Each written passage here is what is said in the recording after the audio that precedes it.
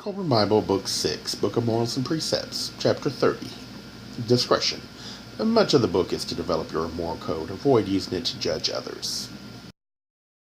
NPR 30:21. The greatest attribute of man, that which sets him apart from the beast of the field and forest, the most dangerous and discomforting gift of God is free will. Yet it is the golden promise of godhood.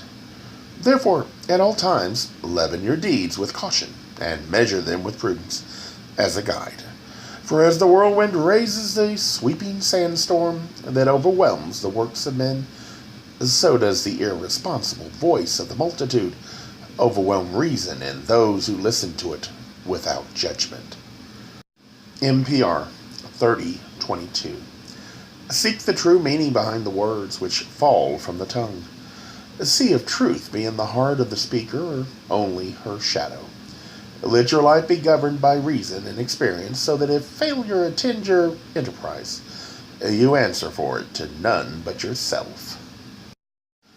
Humanity is good at deceiving itself. We understand what right and wrong is, yet we want what we want, even if it is not what we need.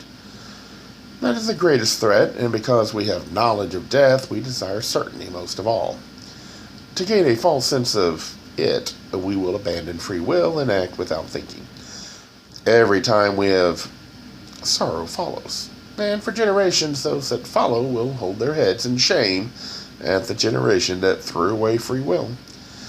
I often ask when I hear something like, "For the greater good we must do something," has anyone ever said that and been remembered fondly in history? Maybe that is why those that would do anything for what they arrogantly believe is right would first start with erasing history.